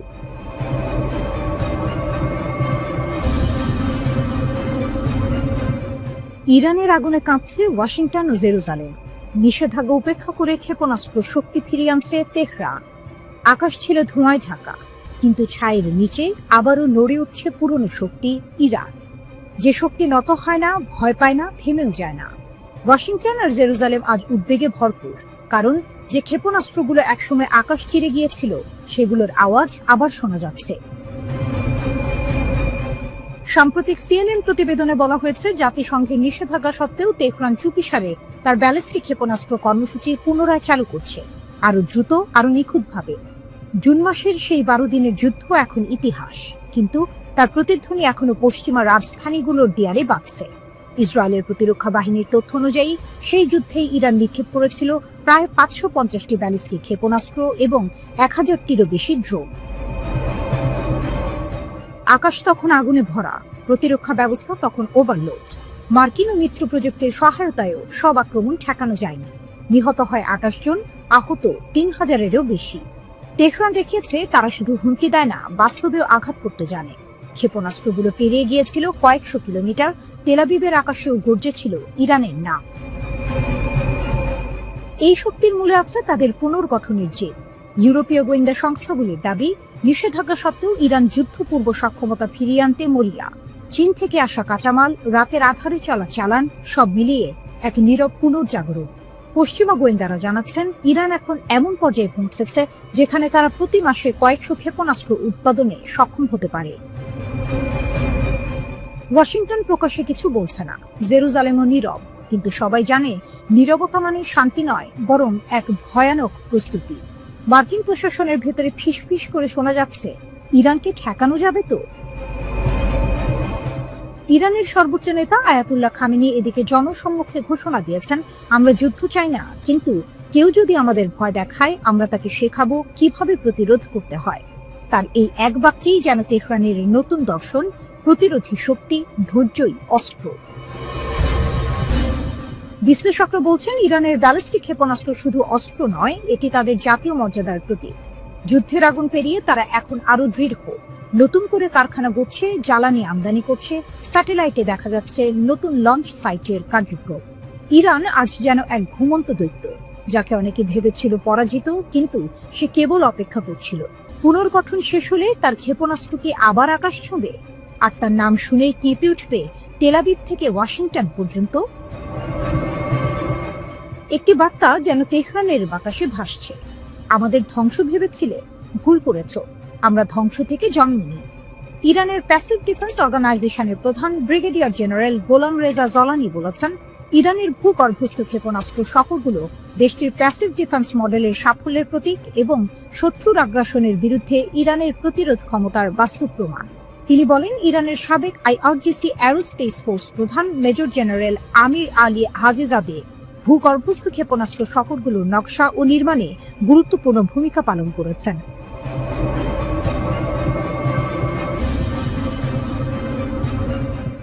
অবশেষে উড়ল ইরানের সিমোর্গ। আকাশে যেন পৌরাণিক পাখির ডানা, বাস্তবে তেহরানের প্রযুক্তির জয়। অবশেষে ইরান পেরেছে, যা ছিল একসময় কল্পনা, যা ছিল অসম্ভবের সীমান্তে, আজ তা বাস্তব। আয়াতুল্লাহ আলী খামেনির তেহরান এবার আকাশে তুলেছে নিজস্ব ডানায় তৈরি এক বিস্ময়, নাম সিমোর্গ। ফার্সি পুরাণের পৌরাণিক পাখি, যার ডানায় নাকি লুকিয়ে থাকে আগুন, জ্ঞান আর অমরত্বের ছোঁয়া। আজ সেই সিমোর্গ শুধু গল্পে নয়, উঠছে সত্যিকার আকাশে। মঙ্গলবার মধ্য ইরানের শাহির শহরের বিমান ঘাঁটিতে গর্জে উঠল দুটি শক্তিশালী ইঞ্জিন। গর্জনের সাথে উঠে গেল ইরানের গর্ব, তার প্রযুক্তি, তার স্বাধীনতার প্রতি। উপস্থিত ছিলেন প্রতিরক্ষা ও পরিবহন মন্ত্রণালয়ের উপমন্ত্রী সহ শীর্ষ সামরিক কর্মকর্তারা। মুহূর্তটা যেন শুধু এক উড়ান নয়, এক জাতির পুনর্জন্ম। ইরানের আকাশে যে পাখি উড়ল তার ভেতরে শুধু ধাতু নয়, আছে এক জাতির প্রতিশোধের ইতিহাস। একসময় নিষেধাজ্ঞায় জর্জরিত দেশটি আজ সেই বাধার ভেতর দিয়েই বানিয়েছে নিজস্ব কার্গো বিমান, নিজস্ব প্রযুক্তিতে, নিজস্ব হাতে, নিজস্ব স্বপ্নে। ইরানের সিভিল এভিয়েশন অর্গানাইজেশন জানিয়েছে, সিমোরকে বহরে যোগ দেওয়ার আগে 100 ঘন্টা পর্যন্ত বিভিন্ন পরিস্থিতিতে উড়ান পরীক্ষা করতে হবে। 15 বছরের পরিশ্রমে তৈরি এই বিমান এখন তেহরানকে নিয়ে গেছে বিশ্বের সেই 20টি দেশের তালিকায় যারা নিজেদের নকশায় বিমান তৈরি করতে পারে। প্রেস টিভি জানায়, সিএএ প্রধান হোসেন পুরফারজানে বলছেন, এই উড়ান শুধু প্রযুক্তির নয়, আত্মনির্ভরতার জয়। আমরা দেখিয়ে দিয়েছি নিষেধাজ্ঞা আমাদের থামাতে পারে না। সিমোর্গ কেবল একটি কার্গো বিমান নয়, এটি ইরানের নতুন কৌশলগত বার্তা। পশ্চিমা বিশ্বের চোখে চোখ রেখে বলা, আমরাও পারি নিজেদের শক্তিতে। বিমানটিতে রয়েছে দুটি 2500 হর্স পাওয়ারের ইঞ্জিন। এটি 6 মেট্রিক টন পণ্য 3900 কিলোমিটার দূরত্ব পর্যন্ত বহন করতে পারে। সর্বোচ্চ টেক অফ ওজন 21.5 মেট্রিক টন। হালকা, দ্রুত এবং চটপটে এই বিমানকে বলা হচ্ছে ইরানের আবহাওয়ার জন্য একদম আদর্শ। 2022 সালের মে মাসে সিমোর্গ প্রথম ফাস্ট ট্যাক্সি টেস্ট সম্পন্ন করেছিল। এরপর থেকে চলছিল এ সার্টিফিকেশন প্রক্রিয়া। এখন সেটি প্রায় শেষের পথে। বিশেষজ্ঞরা বলছেন, এই বিমান ইরানের সামরিক সক্ষমতায় নতুন মাত্রা যোগ করবে। দেশের স্থল ও নৌবাহিনীর ঘাঁটিগুলোর মধ্যে দ্রুত সরঞ্জাম, রসদ বা সেনা পরিবহনে এটি হবে গেম চেঞ্জার। এমনকি ভবিষ্যতে এটি স্বল্প পল্লার যাত্রী পরিবহনেও ব্যবহার হতে পারে। আর সেখানেই ইরানের পরিকল্পনার গভীরতা। যখন পশ্চিমা বিশ্ব নিষেধাজ্ঞার দেয়াল তুলে তেহরানকে আটকে রাখতে চায়, তখন ইরান নিজের আকাশে তৈরি করছে বিকল্প এক মহাবিশ্ব, যেখানে প্রযুক্তি, গর্ব আর প্রতিরোধ মিলে গড়ে তুলছে নতুন বাস্তবতা। আজ আকাশে উঠছে সিমোর, কিন্তু আসলে উঠছে এক দেশের আত্মবিশ্বাস। এই উড়ান প্রমাণ করছে ইরানের শক্তি শুধু ক্ষেপণাস্ত্রে নয়, তার শক্তি মেধায়, প্রযুক্তিতে আর নিজের ভাগ্য নিজে গড়ে তোলার সাহসে। তেহরানের আকাশে আজ আবারও শোনা গেল সে অমর সুর, আমরা উড়ব কারণ আমাদের ডানা নিজেদের হাতে তৈরি।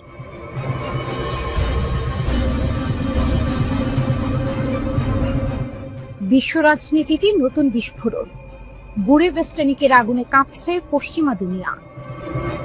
রাশিয়া যখন তার নতুন পারমাণবিক ক্রুজ ক্ষেপণাস্ত্র বুরেভেস্টানিক মিত্রদের হাতে তুলে দেওয়ার প্রস্তাব রাখল, ঠিক সেই মুহূর্তে তেহরান থেকে ভেসে এলো এক কাঁপানো ঘোষণা, আমরা নতুন বিশ্ব ব্যবস্থা গড়ব।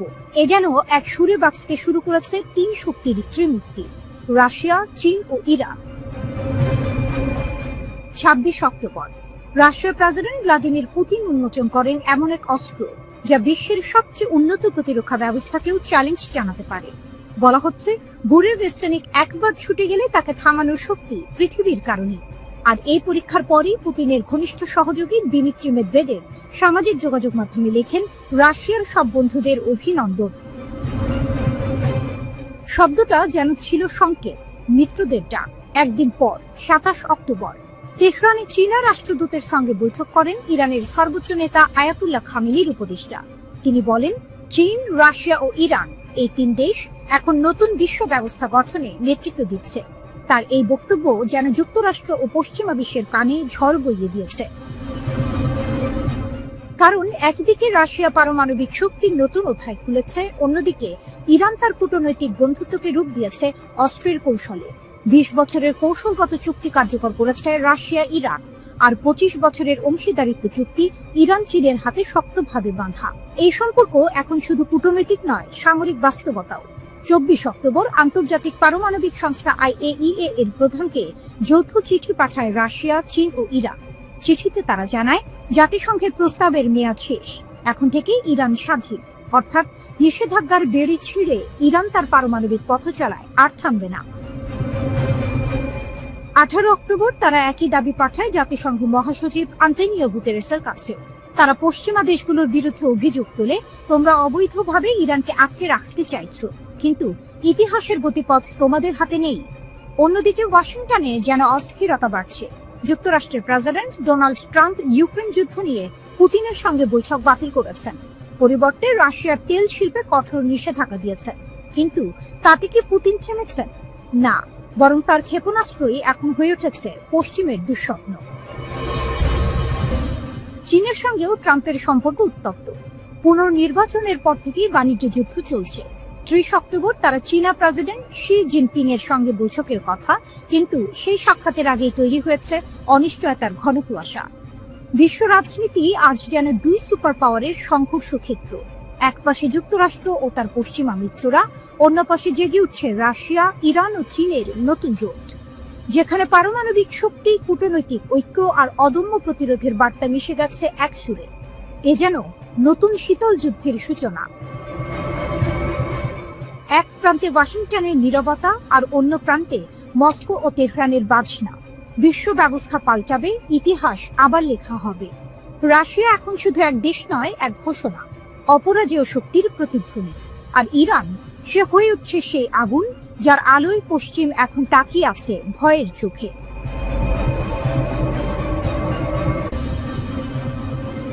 ইরান কি সত্যি এখন পাগল ঘোড়া, সবকিছু উড়িয়ে দিয়ে দেবে? ইরানকে ঘিরে এমন আতঙ্ক বাতাসে ঘুরছে। তারা যে কোনো মুহূর্তে অপ্রত্যাশিত ও ভয়াবহ সিদ্ধান্ত নেবে, এমনটাই মনে করে অনেকেই। কিন্তু বাস্তবতা কি মোটেই এত সরল? পরিস্থিতি দেখে বোঝা যায় এখানেও জটিল এক খেলা চলছে। 12 দিনের সংঘাতে ইরান বিভিন্ন ধরনের রকেট ও ক্ষেপণাস্ত্র ব্যবহার করেছে।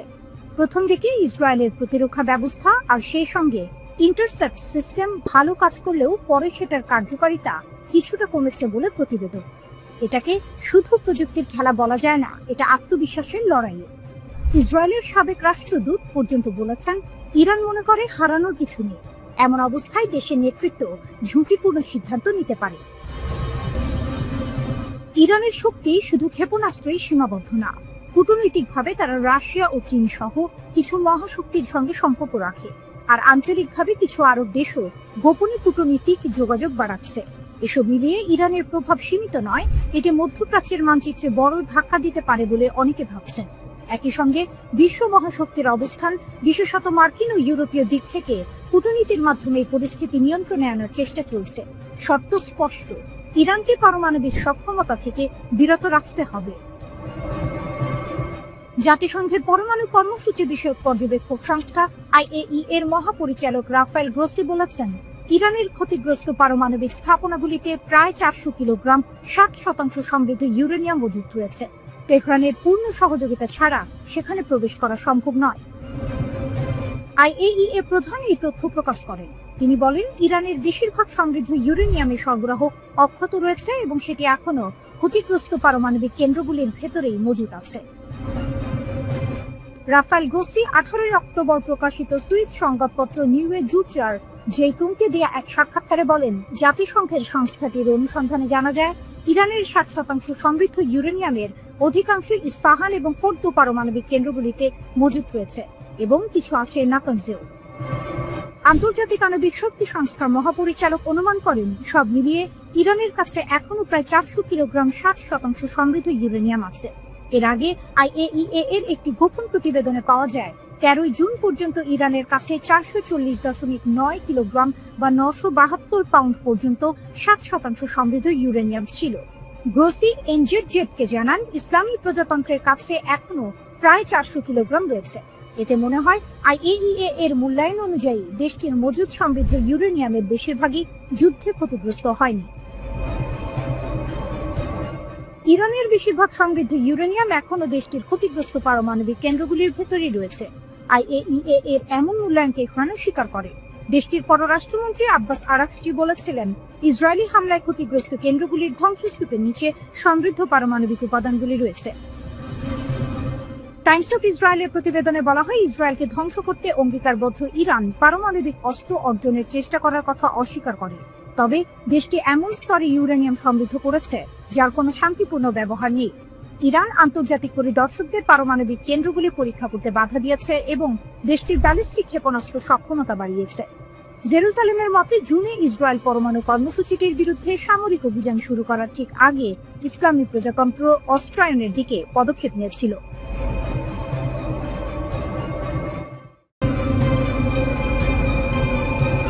ইরান মারাত্মক কাদের এবং এমাদ ক্ষেপণাস্ত্র উন্মোচন করেছে, কারণ আইডিএফ গাজার যুদ্ধবিরতি ভেঙে দিয়েছে। গোপন ক্ষেপণাস্ত্র ঘাঁটি প্রকাশ। ইরানের নতুন অস্ত্রাগার ইসরায়েলের জন্য সরাসরি সতর্কীকরণ। তেহরান থেকে প্রায় 2000 কিলোমিটার দূরে লক্ষ্যবস্তুতে আঘাত হানার জন্য কাদের এইচ ব্যালিস্টিক ক্ষেপণাস্ত্র প্রস্তুত রয়েছে বলে জানা গেছে। গাজা যুদ্ধবিরতির পর ইরানের সামরিক বাহিনী তাদের ক্ষেপণাস্ত্র উৎপাদনে বড় ধরনের আপগ্রেড চালু করেছে। আইআরজিসি ইরানের একটি ভূগর্ভস্থ ঘাঁটি থেকে উন্নত কাদের এবং এমাদ ক্ষেপণাস্ত্র উন্মোচন করেছে। ওদিকে আইডিএফ দাবি করেছে দক্ষিণ গাজার রাফায় হামাস যোদ্ধারা আকস্মিক আক্রমণ শুরু করেছে। প্রতিশোধ হিসেবে আইডিএফ রাফা শহরের একাধিক লক্ষ্যবস্তুতে বিশাল বিমান হামলা চালিয়েছে। এমন সময়ে ইরানের কাদের এবং এমাদ ক্ষেপণাস্ত্রের আপগ্রেডের খবর সামনে এলো। ইরানের কাদের ব্যালিস্টিক ক্ষেপণাস্ত্রে এখন অ্যান্টি ইলেকট্রনিক যুদ্ধবিধ্বংসী ব্যবস্থা রয়েছে। এই আপগ্রেডগুলি জ্যামিং আক্রমণের বিরুদ্ধে আরও বেশি স্থিতিস্থাপকতা প্রদান করে। কাদের এই ভ্যারিয়েন্টটি ইসরায়েলের বিরুদ্ধে অপারেশন ট্রু প্রমিস 3 এ ব্যবহৃত হয়েছিল বলে জানা গেছে। এমাদ ক্ষেপণাস্ত্রটি একটি চালিত এবং নির্দেশিত পুনঃপ্রবেশ যানবাহন ব্যবস্থা MARV রয়েছে। এটি 1700 কিলোমিটার পর্যন্ত দূরত্বে 750 কেজি ওজনের ওয়ারহেড সরবরাহ করতে পারে। কাদের এইচ এবং এমাদ ক্ষেপণাস্ত্রের বৈশিষ্ট্য। কাদের ব্যালিস্টিক ক্ষেপণাস্ত্র FH এবং S ভ্যারিয়েন্টে প্রথম প্রজন্মের দীর্ঘ পাল্লার ক্ষেপণাস্ত্র। দৈর্ঘ্য 17 মিটার, ওজন 15 থেকে 17.5 টন, পরিসীমা 1350 থেকে 1950 কিলোমিটার। চালনা দ্বৈত পর্যায়, তরল এবং কঠিন জ্বালানি। উড়ানের পথ ব্যালিস্টিক। এখন অ্যান্টি ইলেকট্রনিক ওয়ারফেয়ার সিস্টেম দিয়ে সজ্জিত। অপারেশন ট্রু প্রমিস 3 এ ইসরায়েলি লক্ষ্যবস্তুর বিরুদ্ধে কাদের এইচ ব্যবহার করা হয়েছিল। ইমাদ ব্যালিস্টিক ক্ষেপণাস্ত্র ইরানের প্রথম দূরপাল্লার তরল জ্বালানি ক্ষেপণাস্ত্র, যার MARV ম্যানুভারেবল রি-এন্ট্রি ভেহিকল রয়েছে। দৈর্ঘ্য 15.5 মিটার, ওজন 17 টনেরও বেশি, warhead 750 KG, range 1700 kilometre. MARV বিমানের নির্দেশিকা এবং লক্ষ্য সংশোধনের অনুমতি দেয়। ছোট পাখনা নির্দেশিত ওয়ারহেড সমন্বয় সক্ষম করে। ম্যাগাজিন স্টাইলের ক্ষেপণাস্ত্র সালভো সিস্টেমের মাধ্যমে উৎক্ষেপণ। দ্রুত মাল্টিপল লঞ্চ ভূগর্ভস্থ ঘাঁটির সাথে সামঞ্জস্যপূর্ণ। গাজা সিজফায়ার আবার সন্দেহজনক। আইডিএফ দক্ষিণ গাজার রাফায় হঠাৎ আক্রমণ চালানোর জন্য হামাসকে অভিযুক্ত করে।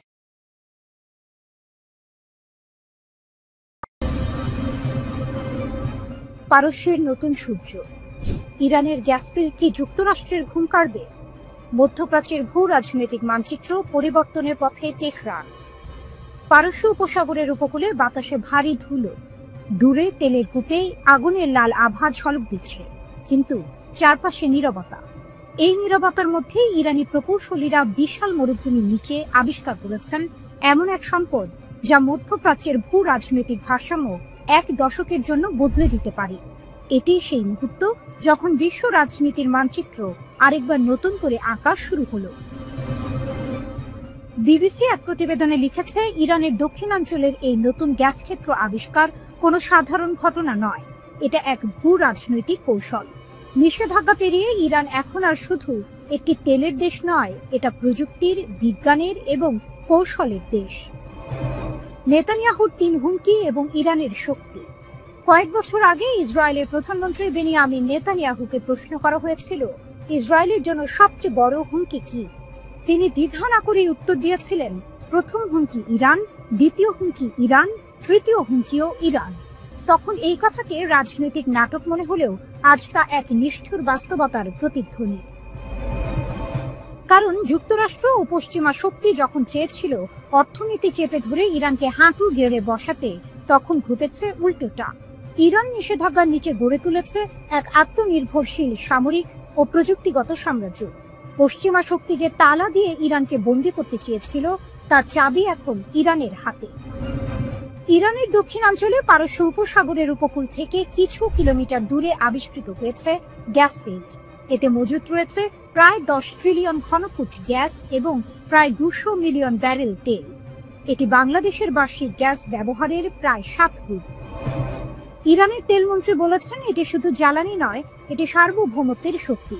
আন্তর্জাতিক অর্থনীতিবিদরা বলছেন, এই আবিষ্কার ইরানের অর্থনীতিতে $1 ট্রিলিয়ন যোগ করতে পারে।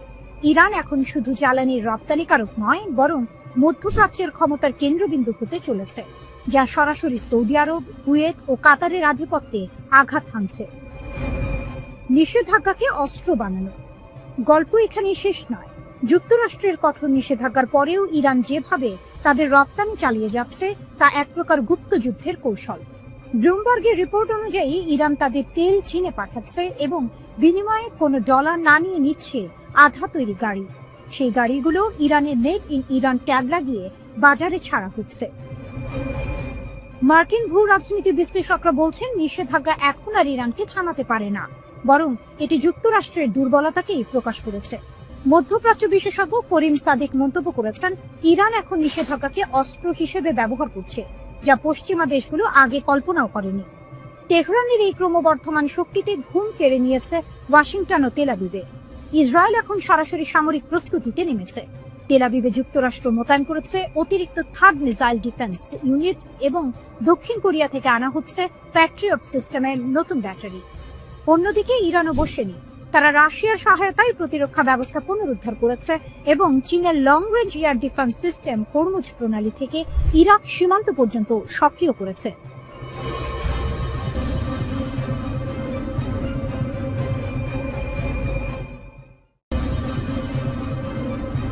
এনপিটির বাঁধন ছেড়ে ইরান কি পারমাণবিক অস্ত্রের পথে?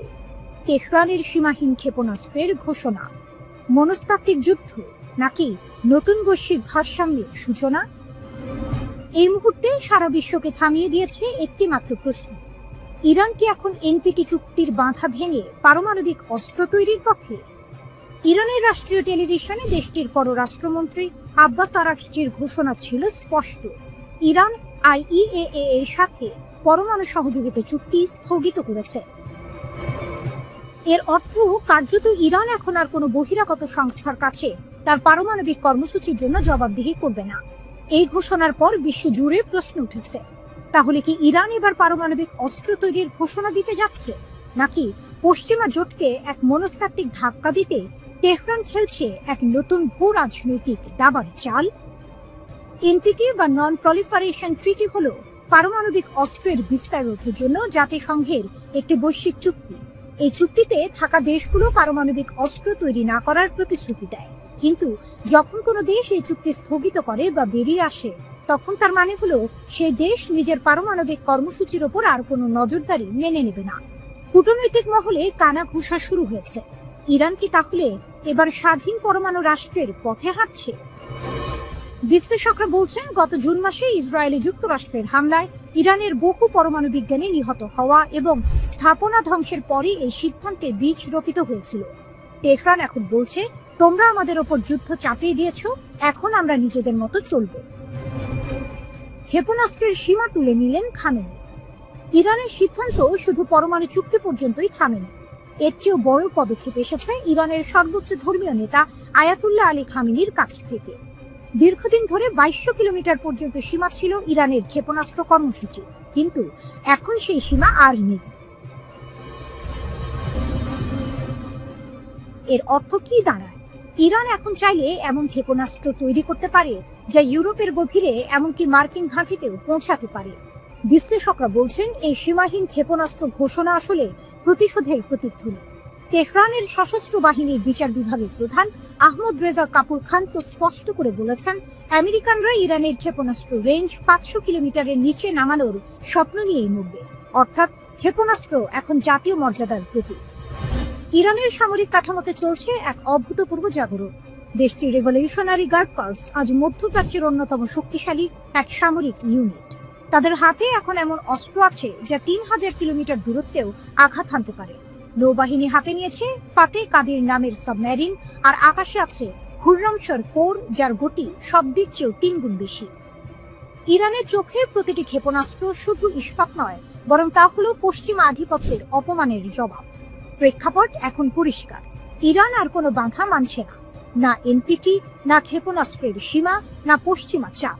প্রশ্ন হলো, এখন যখন তেহরান পরমাণু ও ক্ষেপণাস্ত্র দুই দিকেই সীমাহীন হয়ে উঠছে, তখন কি মধ্যপ্রাচ্য ঢুকছে এক নতুন অস্ত্র প্রতিযোগিতার যুগে, নাকি এই ইরানই তৈরি করবে নতুন বৈশ্বিক ভারসাম্য, যেখানে প্রতিরোধী হবে শান্তির নতুন সংজ্ঞা?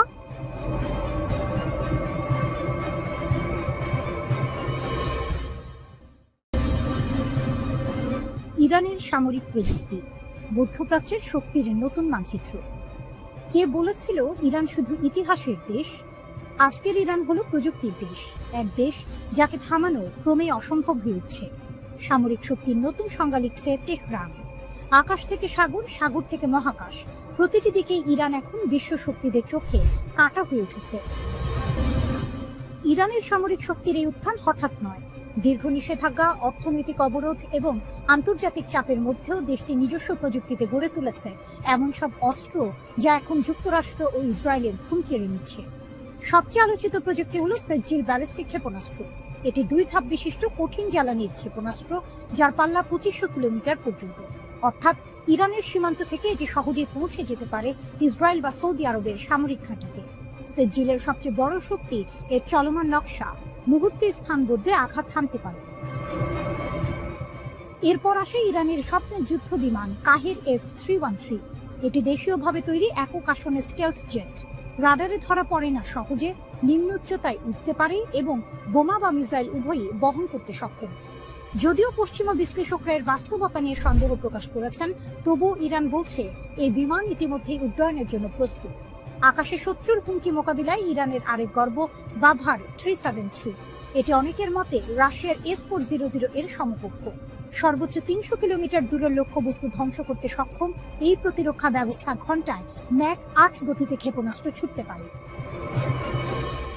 ইরানের বিজ্ঞানীরা নিজেরাই বানিয়েছেন এর রাডার ও নিয়ন্ত্রণ ব্যবস্থা, যা প্রমাণ করে তারা আর কারো ওপর নির্ভরশীল নয়। সামরিক নজরদারিতে যুক্ত হয়েছে আলবোর্স 3D রাডার। এটি একসাথে 300টি লক্ষ্যবস্তু ট্র্যাক করতে পারে, এমনকি নিচু উচ্চতার ড্রোন বা স্টেলথ জেটও এতে ধরা পড়ে। 450 কিলোমিটার দূর থেকে শত্রু শনাক্ত করতে পারা এই রাডার এখন ইরানের আকাশ সীমার নীরব প্রহরী। স্থলে যুদ্ধের জন্য রয়েছে কারার প্রধান যুদ্ধ ট্যাঙ্ক T-90 ও M1 আব্রামসের মিশ্র রূপ। এতে আছে লেজার রেঞ্জ ফাইন্ডার, কম্পিউটার নির্ভর টার্গেটিং সিস্টেম এবং 125 মিমি কামান। এক ট্যাঙ্ক জ্বালানিতে 500 কিলোমিটার চলতে পারে এটি। সাগরে ইরানের গোপন শক্তি হলো গাদির ক্লাস সাবমেরিন। পারস্য উপসাগরের অগভীর জলে লুকিয়ে থাকা এই সাবমেরিন শত্রুর নজর এড়িয়ে মুহূর্তেই মিসাইল ছুটতে পারে। ড্রোন যুদ্ধেও ইরান দেখিয়েছে বিপুল অগ্রগতি। মোহাজের 10 ড্রোন 24 ঘন্টা আকাশে ভেসে থাকতে পারে, 2000 কিলোমিটার পর্যন্ত উঠতে পারে আর 300 কেজি বোমা বহন করতে পারে। এটি ইরানের গোয়েন্দা ও আক্রমণ দুই দিকেই একসাথে কাজ করছে। কিন্তু সবচেয়ে বড় চমক এসেছে পাতা হাইপারসনিক ক্ষেপণাস্ত্র থেকে। ম্যাক 15 গতিতে উঠতে সক্ষম এই অস্ত্র শত্রুর প্রতিরক্ষা ব্যবস্থাকে প্রায় অর্থহীন করে দিচ্ছে। আমেরিকাও জানে এই ক্ষেপণাস্ত্র আকাশে উঠলে আটকানো অসম্ভব। সবশেষে আছে শহীদ সোলেমানি যুদ্ধ জাহাজ, ইরানের নৌবাহিনীর গর্ব। এতে রয়েছে উন্নত রাডার, ড্রোন ডেক, দ্রুতগামী নৌকা নামানোর ক্রেন এবং ভয়ঙ্কর মিসাইল সিস্টেম। একসময় যাকে নিষিদ্ধ দেশ বলা হতো, আজ সেই ইরান প্রযুক্তির শক্তিতে মধ্যপ্রাচ্যের ভারসাম্য পাল্টে দিচ্ছে। নিষেধাজ্ঞা যতই বাড়ুক, ইরানের প্রতিরোধ যেন আরো দৃঢ় হয়। এটাই নতুন ইরান, যে ভয় পায় না, বরং ভয় দেখায়।